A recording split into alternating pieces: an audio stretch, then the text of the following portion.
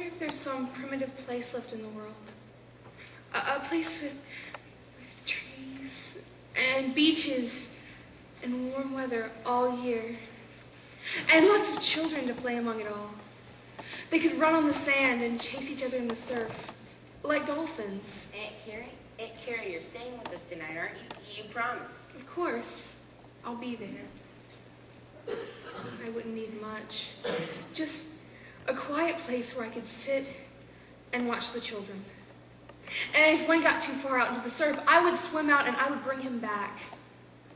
Or if the weather turned bad, I could turn to them and yell to them. They would cuddle in their little huts with their families until the storm had passed. Don't go, Aunt Carrie. Stay tonight, too. I'll stay with you again Friday. You pick the books we'll read. I wouldn't need much. I'd stay there forever. Or at least until the machines came in. Machines are the evil in us. We look for a way to kill, like I killed.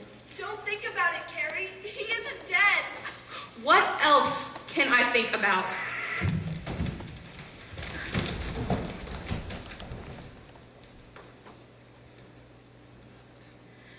Every night, for the rest of my life, I'll see that brown head and that striped shirt.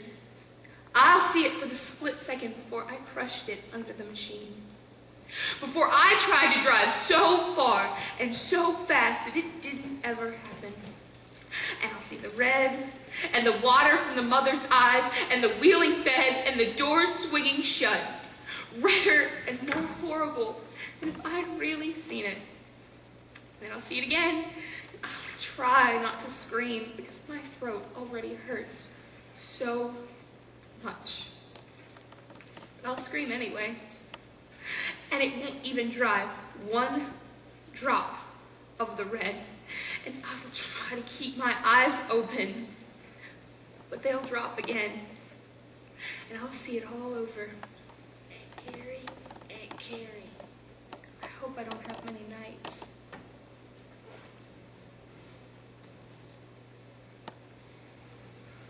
Hands out of the bars, girl. What's she gonna do, bend them? You know the rules, Pinky. Yeah, I know them. Hey, you in the corner, you got anything to say yet? You're only making things harder on yourself. Okay.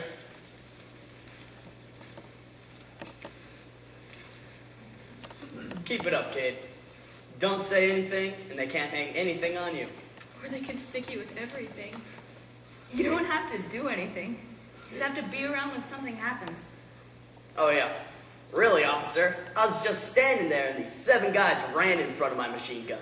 You don't have to do anything. Can you hear me? They don't listen. Nobody believes anybody in here anyways.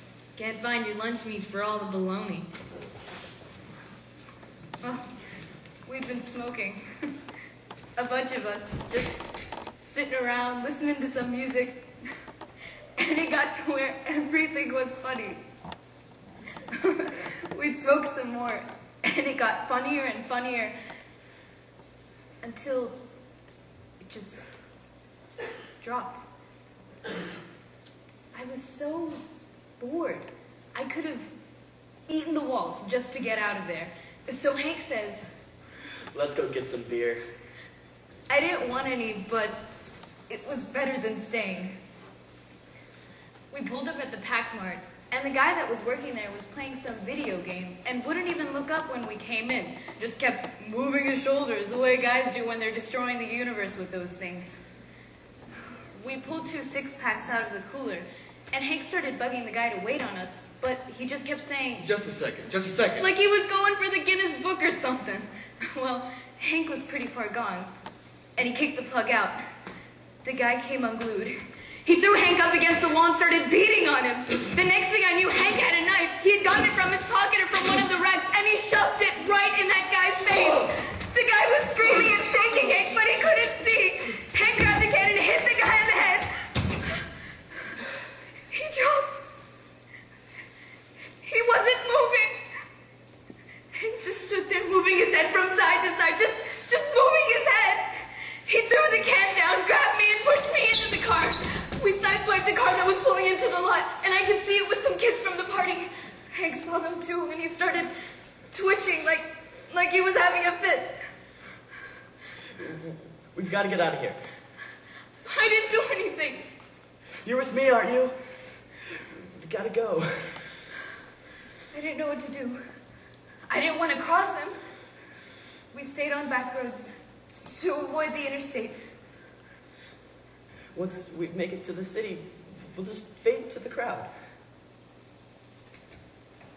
We got to the city about sunrise, and Hank got even crazier.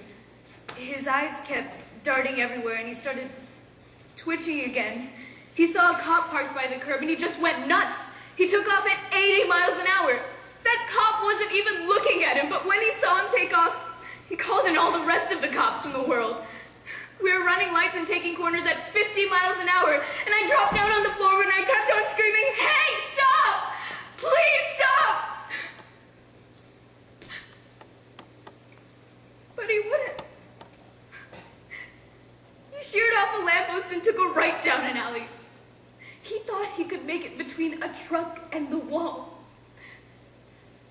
At the last second, he panicked and tried to stop.